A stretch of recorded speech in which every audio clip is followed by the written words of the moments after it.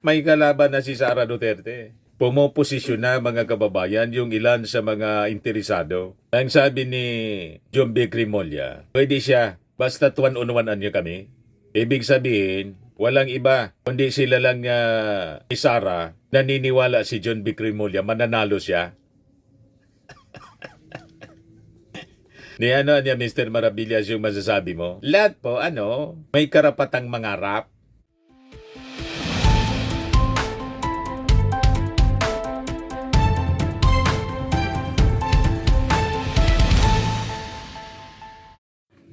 Hello po mga kababayan, si Dante Maravillas. Pag-usapan natin itong sinabi ni Sara para i-deny yung mga akusasyon ni Ramil Madriaga.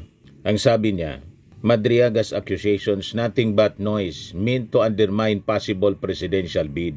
Di ano niya, Mr. Maravillas, ang masasabi mo dyan sa response ni Sara Duterte? Ang mga ganito mga kababayan na denial. Sabi mismo ng kanyang tatay, denial is the weakest defense. Di ba po, mga kababayan? Hindi tayo nagsabi niyan, yung tatay niya. Ngayon yung sabi ni Digong, nung inaakusa nila, mga kababayan, si President Bongbong Marcos, nang kumakalat na pulburon video. Backfire niya, Mr. Maravillas. Backfire palagi yung mga sinasabi po nila. Yung video naman talaga po, fake yun. Kahit hindi yun i-deny, mga kababayan ng ating Pangulo, kitang-kita man po na talagang piki. Sila lang naman mga kababayan ang naniniwala doon sa pulburon video. Malayo sa itsura ng ating Pangulong Bongbong Marcos. Pero anyway, sige, gamitin natin ang argumentong yon, mismong statement ni Digong, tatay ni Sara. Kasi nag-deny si Sara. O diba? O i-quote natin yung sinabi ng kanyang tatay mismo na ang denial daw is the weakest defense. So yung denial ngayon ni Sara Duterte, yun sa naging akusasyon, aligasyon ni Madriaga, iyon ang pinakamahinang defense. O diba? Mga kababayan, backfire lang po sa kanila, yung mga pinagdadaldal nila. Ngayon sabi ni Sara, nag-deny, Madriaga's accusations nothing but noise meant to undermine possible presidential bid. Pinapalabas niya, sinisiraan lang siya, mga kababayan. Kasi para daw, hindi siya manalo. Ano naman yung problema mo? Di ba confident kayo masyado na mananalo?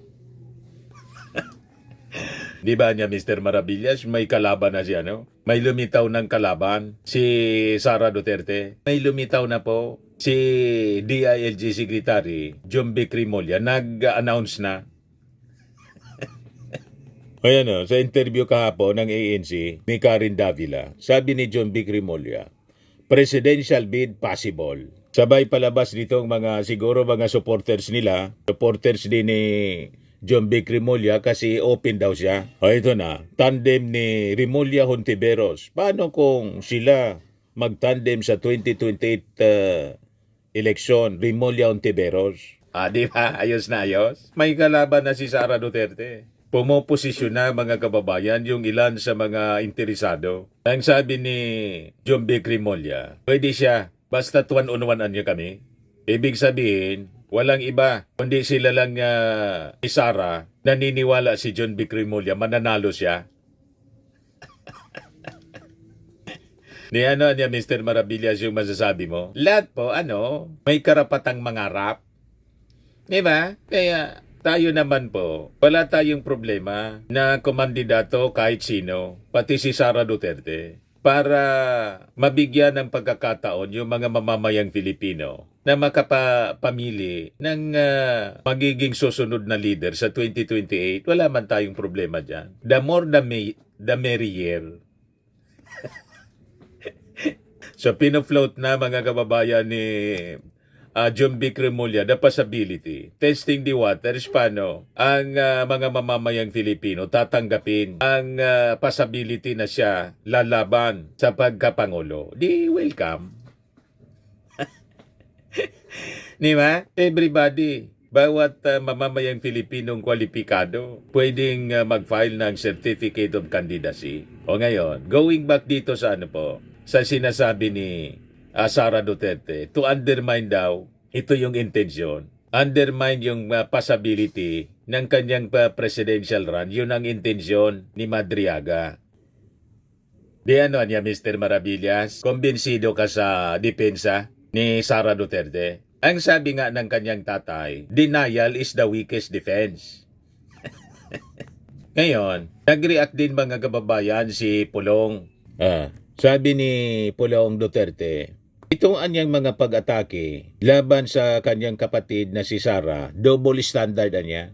Paulo Duterte said, the moral outrage niya in the country has become selective, pointing out that Vice President Sara Duterte is treated as guilty in public discourse despite the absence of formal charges or judicial findings. May formal charges sa kanya, yung impeachment po, at sa formal charges. Kaya lang po, yung mga kaalyado ninyo sa Senado, in-archive. So, imbes na hayaan yung trial, hindi nangyari yung trial. Di ba? Kaya nga po ngayon, may plunder case na final sa kanya, sa ombudsman, para dumaan sa tamang proseso. At that case filed sa ombudsman, that is a formal charges. Ngayon, hindi kasi niya sinasagot ng maayos. Laging umiiwas. So hindi mo masisisi ang mga taong isipin na talagang may kasalanan kasi umiiwas. Ang tao kasing walang kasalanan, hindi umiiwas sa mga asunto tulad ng Marcos family. Hindi iniiwasan yung asunto.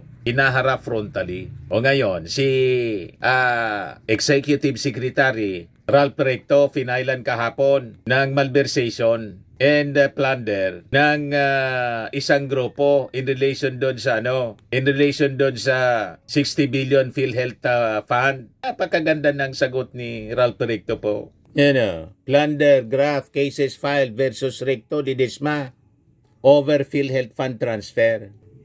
Napakaganda ng reaction ni Recto. I respect every citizen's right to seek redress before the courts and will fully cooperate with the Office of the Ombudsman during the conduct of preliminary investigation.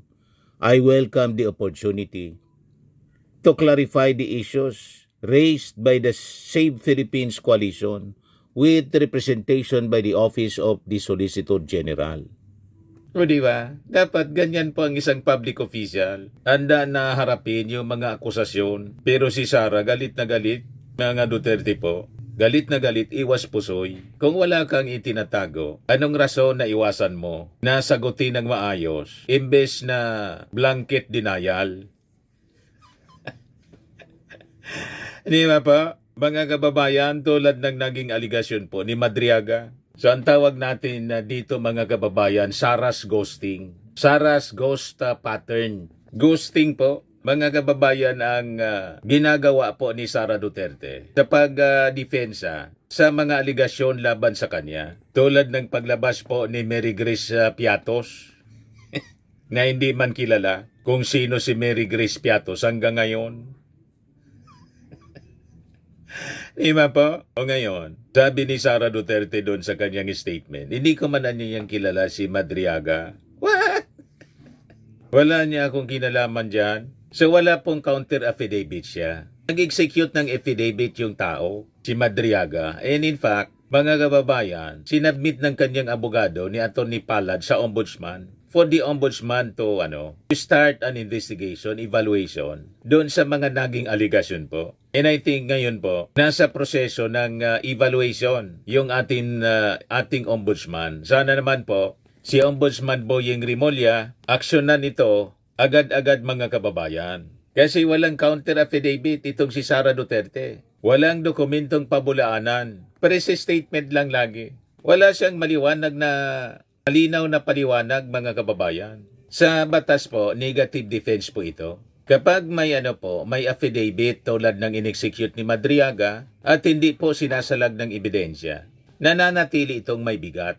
mabigat yung mga binitawang mga akusasyon, aligasyon po ni Madriaga na yung pagtakbo ni Sara Duterte, pinunduan po ng Pogo at ng drug money, hindi lang milyon, billions. At ang ginagamit na pang-deliver, hindi na mali-maleta, Bios at Grandia na po.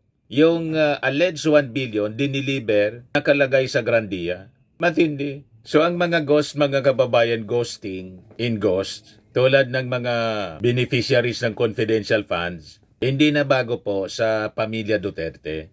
Naalala ninyo sa Davao, nandun yung mga na-discovering mga ghost employees, may mga ghost projects, gusto ngang busisiin ng Congress, ghost beneficiaries tulad ng confidential funds na hindi malaman yung tunay na identity. Totoo ba yung mga naging beneficiary mga kababayan ng 125 million confidential funds ni Sara? So itong mga sistemang ito dekada na at paulit-ulit na nangyayari. At dahil wala pang napapanagot mga kababayan, inuulit lang. Kaya importante talaga po yung accountability. Ito yung report ng Rappler mga kababayan.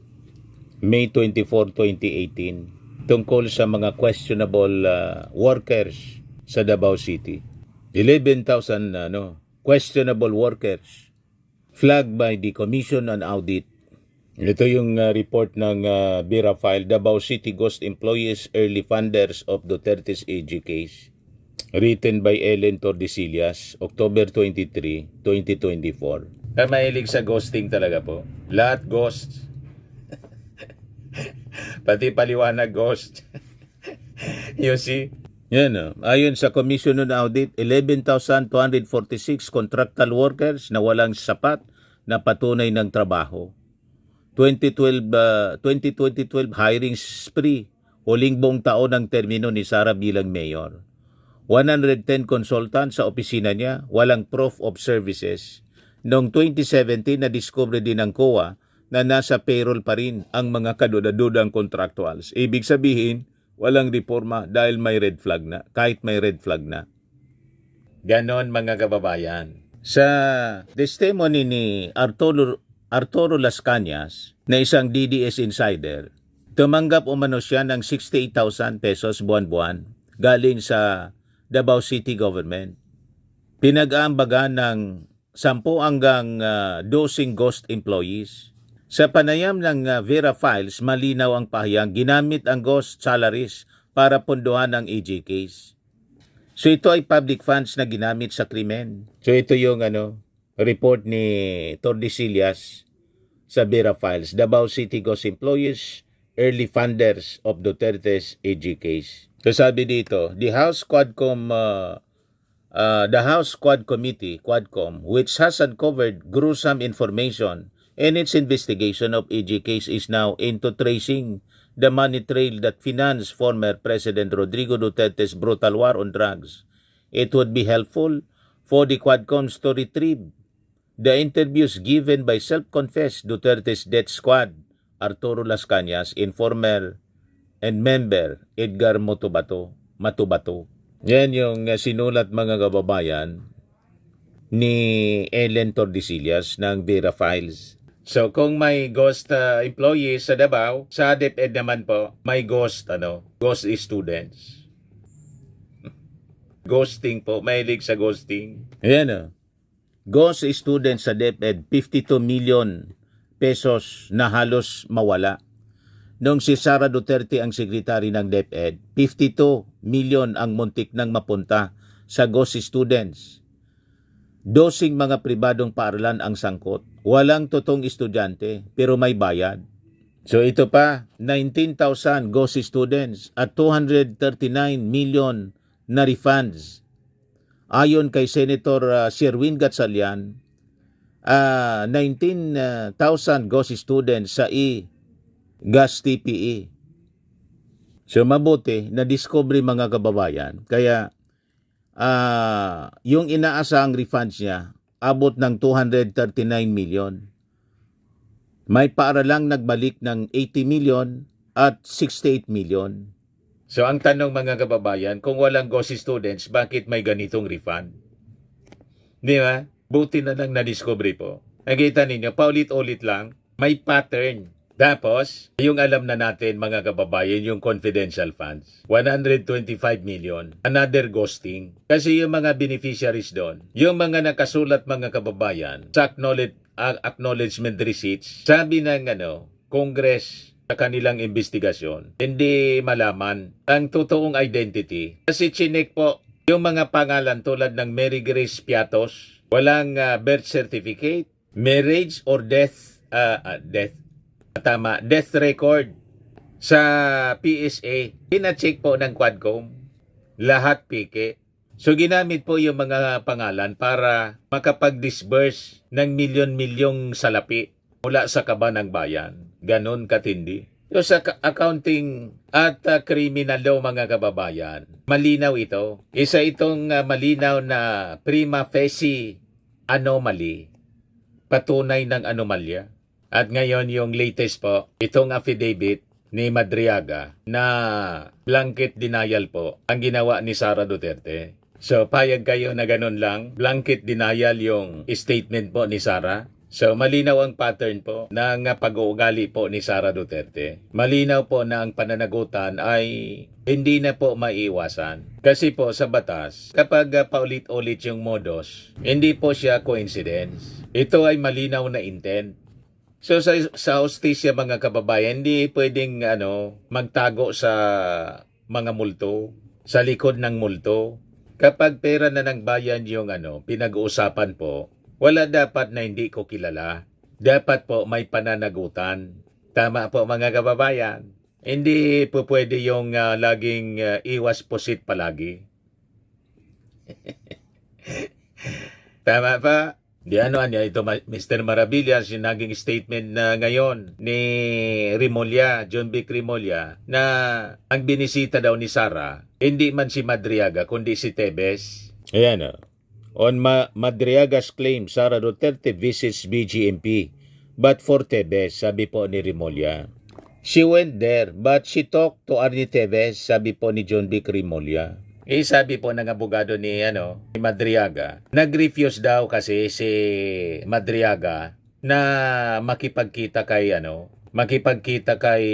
Sara Duterte kasi nakalata na. So possibly yun ang cover ni Sara Duterte, si Tebes yung pupuntahan, pero kasama sa intention niya, mga kababayan talaga, yung main intention niya is to talk to Ramil Madriaga. Kaya importante talaga yung pag-iimbestiga nito kasi sinumpang salaysay yung naging akusasyon, aligasyon ni Ramil Madriaga. Tama po mga kababayan. Yan ang sabi ni Atty. Palad. So hindi po obra rito yung isang blanket denial lang. Kasi mismong tatay ni Sara yung nagsabi, denial niya is the weakest defense. Nagamit tuloy yung mga sinasabi ni Digong.